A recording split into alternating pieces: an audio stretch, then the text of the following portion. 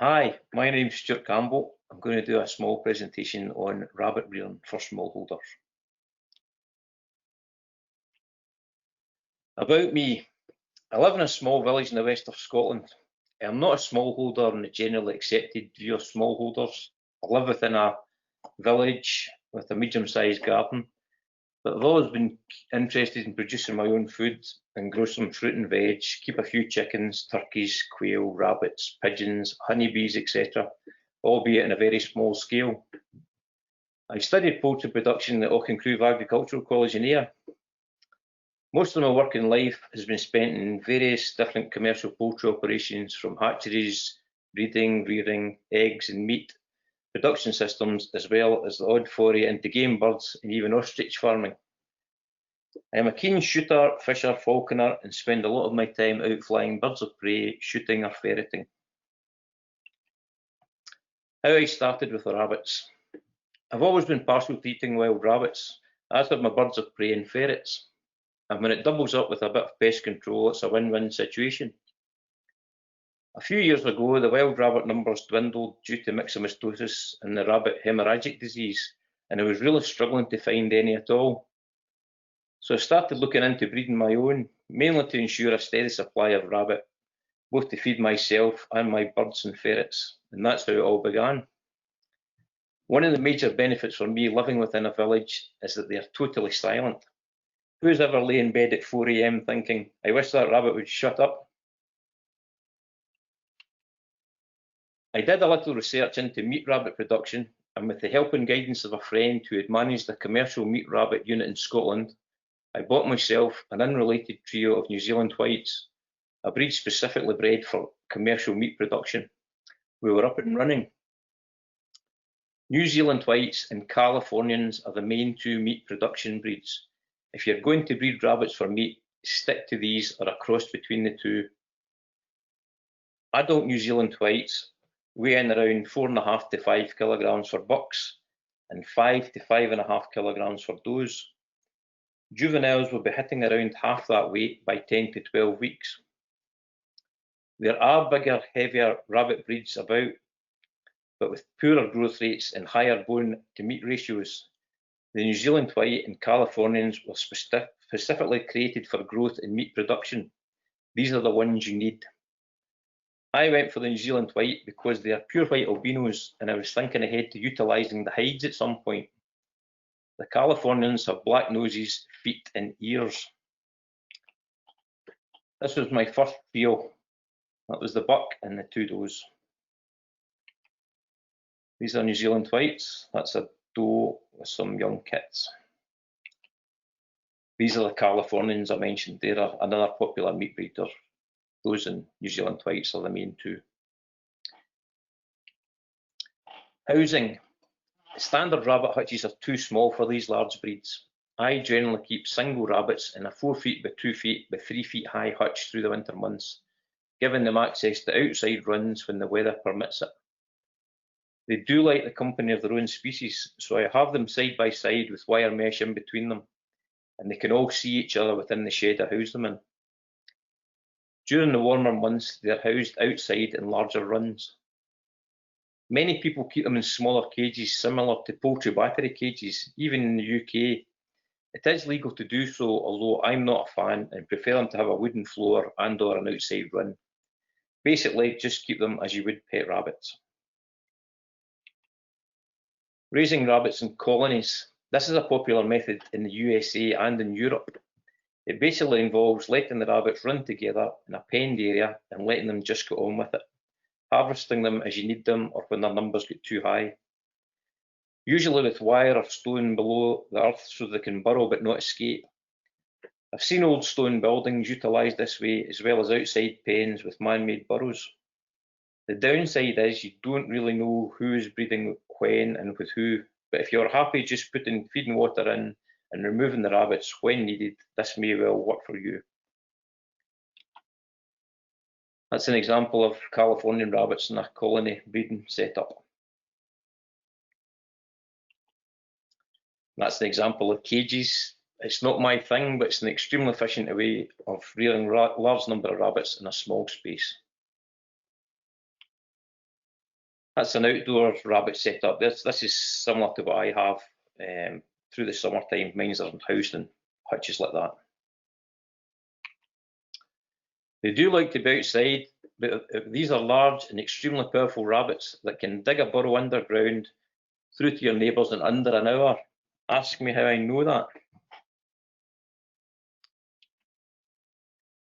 Breeding stock. I generally keep 2 or 3 bucks and 5 or 6 does as my breeding stock over the winter. I learned my lesson early on never to just have 1 buck or 1 doe. I once sold my spare buck and 2 days later my only buck dropped dead. So now I always have at least 2 of each or have access to breeding stock if I ever need it. Donating a few of your youngsters to the children of friends you can use as emergency breeding stock is also a good idea if they don't have them neutered. As there are a few friendly local breeders, I donated a few rabbits free to local people setting up with the idea of having access to local breeding stock if I ever needed it. Who knows when a disaster will occur? Foxes, dogs, disease, theft, etc. Generally, I only breed through the spring and the summer when I can rear youngsters in readily available grass, hay, veg, greens. Rearing large numbers of youngsters in costly pellets through the winter is something you only do once. It is very expensive. Usually I put the does to the bucks around February and stop around September, but they will readily breed year round if allowed. But be wary of their housing if rearing in very cold weather. Baby rabbits, known as kits, are born naked and are very susceptible to cold, but given enough bedding and a good box, the doe will make a nice cosy nest. This is a litter of kits, just a few hours old. These were actually born just 5 days ago. They're actually housed inside, that's why they're all uncovered and they look nice and warm. Breeding. The good thing about this part is that it's easy. They will indeed breed like rabbits. Ideally, I like to leave them until they're about 6 months old before I breed them to let them mature and reach adult size, especially the does, but they will happily breed at 3 to 4 months of age if allowed. I had an incident where a 4-month-old doe had a litter of kits due to next door's granddaughters taking the rabbits out to play with each other, and play they did. Mum raised 8 kits just fine, but 5 to 6 months is best. Does are very territorial and will defend their space from all other rabbits, male or female. Never put a buck into the doe's home territory. She can attack him and cause him serious injury, including castration. Always remove the doe from her pen and put her into the buck's pen to breed. Bucks are territorial too, but when a girl appears on the scene, their minds are on other things. Generally, experienced breeding rabbits will mate within a few seconds of introducing the doe. The buck will mate, then fall off, and that's it all over. What I do is wait until they mate again, usually only a few minutes later, then remove the doe back to her pen. I will do the same again for the next 2 days and see if they mate again. The doe knows if she's pregnant, and if she refuses to cock her tail and let him mount, it's a good sign she is already pregnant. Never leave a buck and a doe together unattended. They can injure each other if a fight breaks out, although I've only ever seen this happen once. Mating New Zealand whites. Don't blink or you'll miss it. That is it. It takes probably 5 to 10 seconds and it's all done. Once you're happy the doe is pregnant, just leave her to it, making sure she's food available at all times. The gestation period of a rabbit is around 31 days. About a week before she's due, I add a nesting box, just a low-sided open box, somewhere in a corner. She can build a warm nest that will contain the babies. Sometimes they don't even use it. An example of a nest box, that was one I just made out of a pallet. It's just a wooden floor and a wooden side to keep the kits in. Day 30, the doe has made a nest out of hay and their own fur, ready for the new arrivals. Day 31, that's the newborn kits in the nest. That's the newborn kits that were born 5 days ago. And that's them yesterday, 4 days old. They're fairly grown, getting their colour. That's kits at 1 week old. And this is them, the height of mischief, at 2 weeks old. By around 12 days, the youngsters will be starting to venture out of the nest. They will start eating any food they find while still taking milk from mum. At around 4 weeks, they are pretty much independent, and mum really has had enough of them, although she will still let them suckle occasionally. I usually separate them out at 6 weeks, depending how tolerant mum still is of them, and rear them in pens of similar aged youngsters. The general accepted age for weaning pet rabbits is 8 weeks, but take my word for it, by 6 weeks, mum just wants them gone. In the wild, she'd probably already have another 2 week old litter of kits, and by this time, and be pregnant again with the third litter. You can choose how little or how often you want to breed your rabbits. Due to welfare and cost reasons, I choose only to breed them through the warmer months. Rabbits will quite happily breed again soon after giving birth. It's what they're designed to do, but I like to give them a rest between litters. To begin with, I waited till the last litter was weaned, then gave her a couple of weeks rest before mating again, so probably 14 weeks between litters. Then I learned that commercially, the optimal time to mate a doe for the largest litter size is 14 days after giving birth. No, that's not a typo. When her kits are 14 days old, she is put back to the buck. So as her first litter is weaned at 6 weeks old, she has her second litter. I was sceptical of this, but I have tried it myself and it works. The average litter size goes from 7 or 8 up to 10 or 12. I've even had 14. So it depends how many rabbits you want to breed. I don't need that many, so I rest them longer, but there is a huge potential there to churn out big numbers if required. A single doe could easily produce 7, even 8 litters per year. I generally produce 150 to 200 or so per year from hay, weeds and water. Feeding. A rabbit's natural diet is mostly grass and hay, supplemented with whatever else they happen to come across. Rabbits can be reared solely in hay and water. I've tried it, it works, but they do eat a lot of hay. I make sure they have access to hay at all times and let them eat as much as they like.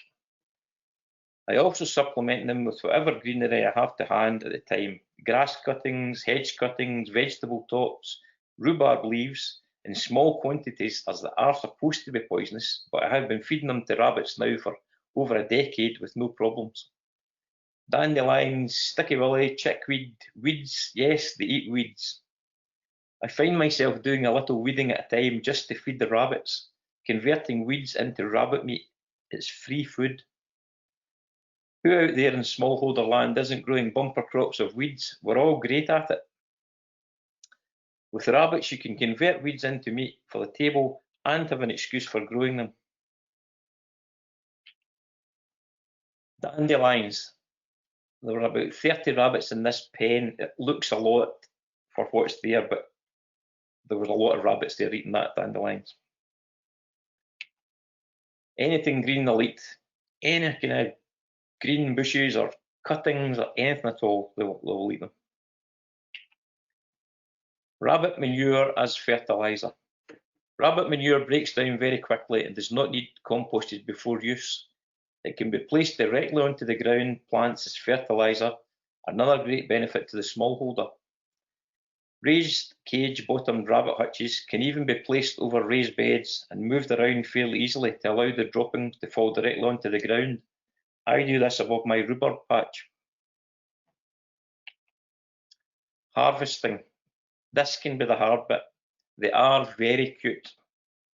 Depending on what size I'm looking for, I usually kill them around 10 to 12 weeks for around a 2 to 2.5 kilogram dressed rabbit.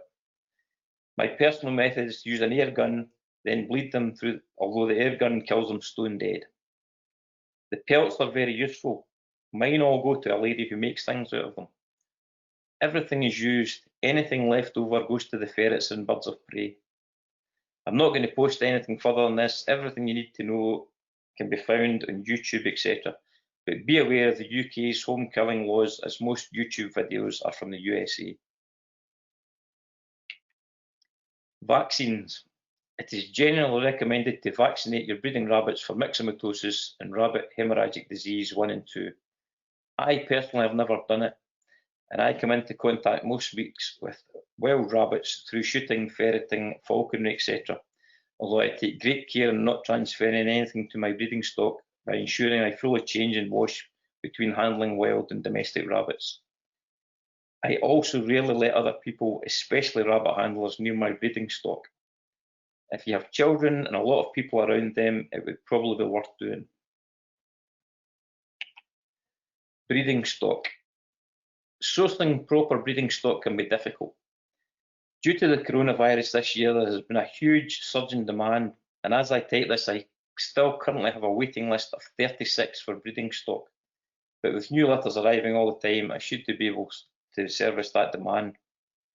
There are excellent Facebook groups for breeder contacts within the UK. The New Zealand White Rabbit UK group has quite a few active breeders throughout the UK, and I'm sure there will be the same for Californians.